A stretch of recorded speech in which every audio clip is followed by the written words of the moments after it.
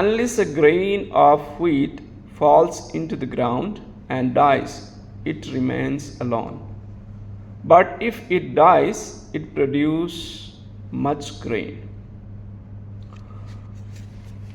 Based on this topic, I choose that others might live.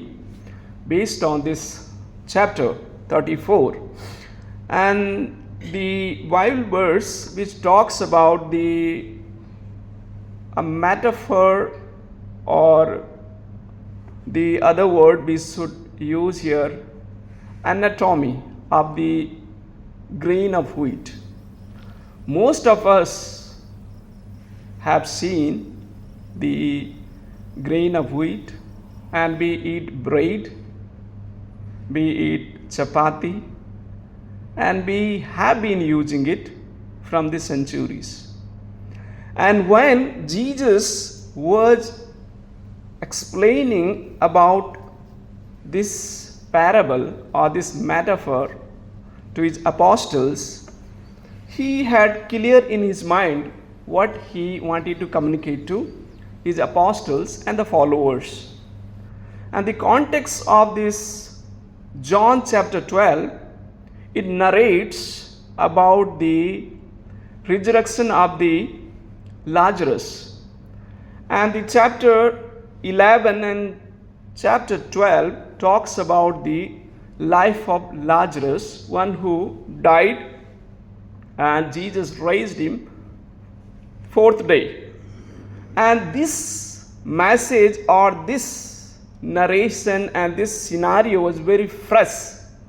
It was in the mind, in the heart of the people in and around in the Bethany, Jerusalem, and even the surrounding. When we read about the John chapter 12 and verse 19, it reads, the Greeks came to ask Philip and Andrew, and they said, we want to meet Jesus. And they led these Greeks to Jesus. And even the Bible talks about so many people came to the faith and they followed Christ. And even some of the Pharisees and Sadducees says, this Jesus is turning this world upside down. So many people are following him. The metaphor that Jesus used here, he had a clear picture in his mind. When we see the wheat, the seed of the wheat, it has three main qualities, or we can say in other word, it has outer cell and it has an inner cell. And then again inside there is a protein, there is a vitamin, there is a life in that seed. When Jesus was using this metaphor, he wanted to communicate that the seed, unless it dies, it does not produce the fruit. Jesus wanted to clearly communicate that my death, my sacrifice will produce so many lives. And even the context wise, Lazarus' death and his resurrection brought so many Jews to the faith. Even Greeks, when they heard about the resurrection of the Lazarus, so many people came to the faith. And this is the background of this entire context. And the first lesson I want to highlight here, let us choose to surrender. Let us choose to surrender. And Jesus is comparing this grain of wheat to the seed, until this seed falls and dies, will not produce the life. When a seed surrender itself to the farmer will put it into the soil. It takes time. It is a process.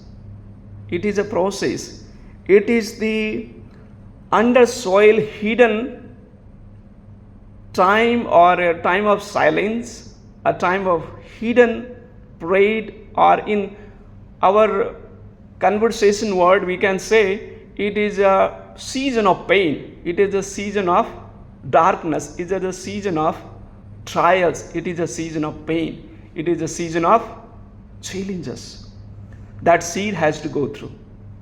Seed, now its outer cell has to break. When this outer cell is break or broken, then slowly, gradually, the life comes out. It is a process, it takes time. The same manner, if we, a follower of Christ, want to be used in the hands of God, we need to surrender our life to Him, to farmer, as a seed, surrender itself or her life into the hand of farmer. Then only it brings life. Otherwise, this grain does not produce more grain. The seed will not produce much until unless it go under the soil. It has to go. It has to surrender. It has to lose its identity. It has to die. It has to break itself. Then only it brings the life. And that is what Jesus meant to say to his followers. It is a pain, it is a death, it is a sacrificial life that it individual has to go through, then only it produce life. And the Lazarus life itself was a great message for them. They could easily understand that message. And how we can surrender to God? We can surrender our pride. We can surrender what is that which hinders us. Maybe something is there in our heart, in our mind.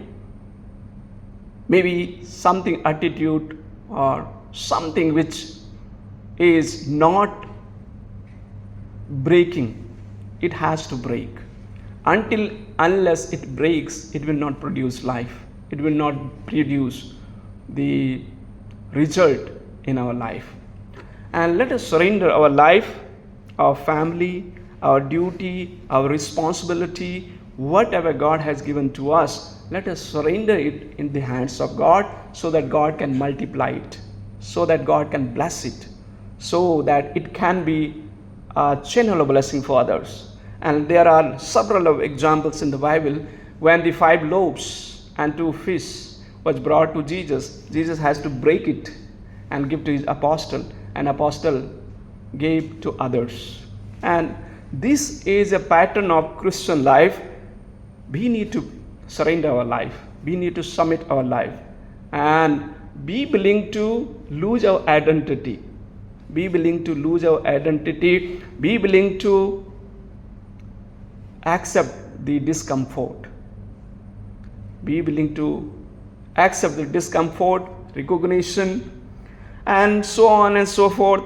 We can relate to our life and evaluate to our life and ask the Lord to help me to understand what is that thing which is hindering me and which is not letting me to submit to you, surrender to you. And if we submit and surrender to God, He will use our life. And that is what we can learn from this chapter. And the second lesson I want to highlight here: let us choose to serve. Let us choose to serve. And when you study or research about this grain of wheat, it produces the 24 plus products. This wheat produce 24 plus products. A seed is very small, very tiny seed, but it is being used for multiple purpose. It has a quality to produce lot of stuff, lot of lives, lot of item, lot of product. Still, this is a tiny, but it has a life. It has a quality. It has a great protein in itself. And this is not for that seed herself, it is for others. It is for others. When we serve, when we submit ourselves to the Lord, when we surrender our life to God, God uses it. And it becomes a blessing. It becomes a blessing, and it is being used for others. It is being used for others. And let us have that attitude of serving others and being a blessing for others. And that is what we can learn from this chapter. But it has to go through the suburb pain. This wheat has to go through the grinding. It has to face the trial. It has to go through the very painful process. And then when it goes very painful process, it produces life. It produces life, and it serves others. We can use it as a chapati or bread and so on and so forth. Lot of things, stuff can be made from the flour or this atta, which is made of this grain wheat. And it is helpful for others, and it is for beneficial for others. And that is what Christ wanted to give a clear message to his followers. Your life should be a channel of blessing for others. And that is what he himself says. He came not to be served, but to serve. And he set an example before his apostle. He washed their feet. And that symbolic message Lord Jesus Christ gave to his apostle. Philippians chapter 2 verse 7 says, chapter 2 verse 7 says, he made himself no reputation, taking of the form of bound servant. He became a servant to serve. And we are called to serve, and whatever capacity and responsibility that God has given to us, let us have a heart of service. Let us serve. That is what we are called to serve. And the last and final lesson I want to highlight and conclude.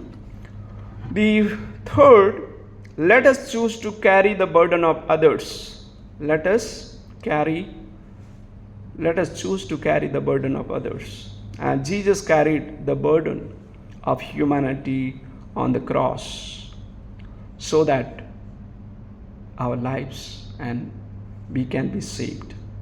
And we all are called to take the burden of the people. In and around there are a lot of people who are in suffering, who are in pain, who needs our help, who needs our assistance. And let us carry their burden and help them and assist them, and God will bless us and bless through us. And that is what we can learn. May God bless us.